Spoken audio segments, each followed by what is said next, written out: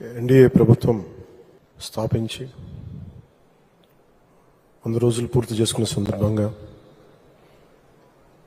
వేదిక పైన ఆసీనులై ఉన్న అనుభవజ్ఞులు,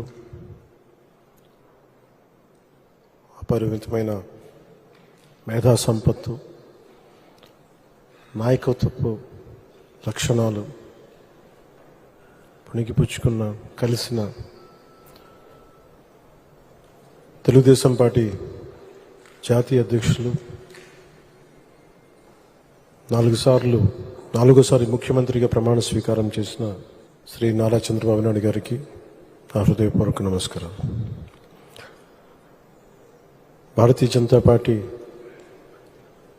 అధ్యక్షురాలుగా చాలా సమర్థవంతంగా అలయన్స్ని ముందుకు తీసుకెళ్ళి విజయానికి కీలక పాత్ర వహించిన శ్రీమతి మేడం పురంధేశ్వరి గారికి, తెలుగుదేశం అధ్యక్షులు, రాష్ట్ర అధ్యక్షులు శ్రీ పల్లా శ్రీనివాస్, అత్యధిక మెజారిటీతో గెలిచిన శ్రీ పల్లా శ్రీనివాస్ గారికి నా హృదయపూర్వక నమస్కారం.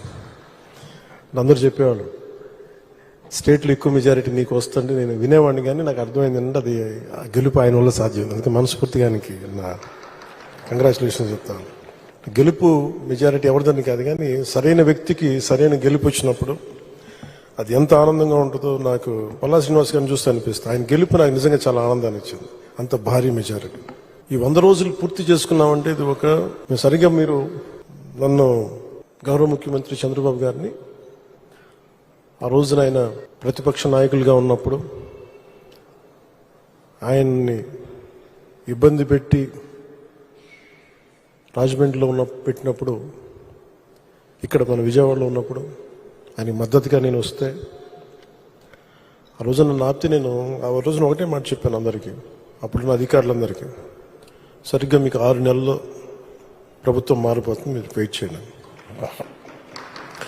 అది అహంకారంతో గర్వంతో చెప్పు, చాలా విసిగిపోయాం. మన విజయం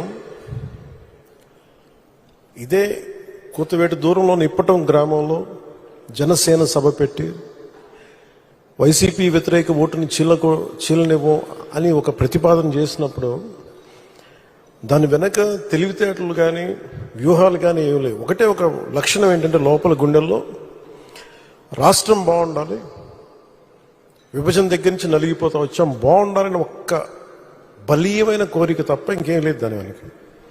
కానీ అది సాధించడానికి ఎన్ని అవరోధాలు ఎదుర్కొన్నాం, అసలు జరుగుద్దా లేదా, ఒప్పించగలమా లేదా, ఎన్ని పడి పడి పడి కింద పడి మీద పడి ఈ రోజున ఇక్కడ గెలిచిన గౌరవ సభ్యులందరూ ఎంపీలు కానీ ఎమ్మెల్యేలు కానీ అద్భుతమైన మెజారిటీతో గెలిచారంటే వైసీపీ వ్యతిరేక ఓటును చీలనివ్వకూడదని ఒక్క ఆకాంక్ష, ఒక్క బలమైన నమ్మకం, చంద్రబాబు గారి నాయకత్వం, సమర్థత, ఈ దేశాన్ని 3వసారి ప్రధానమంత్రిగా పగ్గాలు చేపట్టి ముందుకు తీసుకెళ్తున్న నరేంద్ర మోదీ గారి నాయకత్వాన, ఆయన దిశానిర్దేశంతో, పురంధేశ్వరి గారి నాయకత్వంతో, తెలుగుదేశం నాయకులని చాలాసార్లు చెప్పాను, వాళ్ళందరి సమిష్టి కృషితోటి ఒక అద్భుతమైన విజయాన్ని సాధించాం.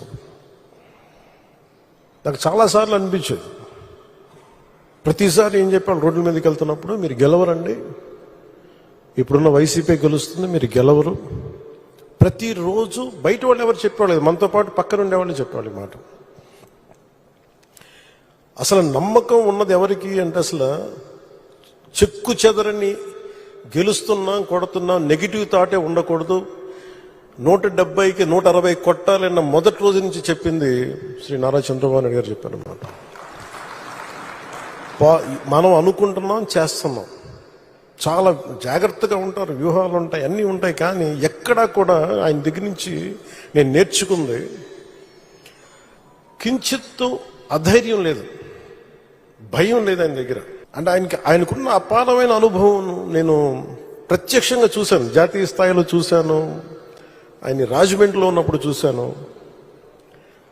అసలు ఈయనకి నేను ఒకటే అనుకున్నాను, లోపల కొంచెం అంటే ఈయనకి ఏమి జరిగినా అసలు భయం అనేది ఏ క్వశ్చన్ లేదు ఈయనకి. అంటే ధైర్యం తప్ప. నాకు చాలా చాలా ఆనందం వేసింది. అంటే ఒక వ్యక్తి ఎన్ని ఒడిదుడుకులు ఎదుర్కొన్నా, నిస్సత్తువతో అయిపోయినా, కుటుంబ సభ్యుల్ని కించపరిచినా, ఎన్ని రకాలుగా ఎన్ని అవమానాలకు గురి చేసినా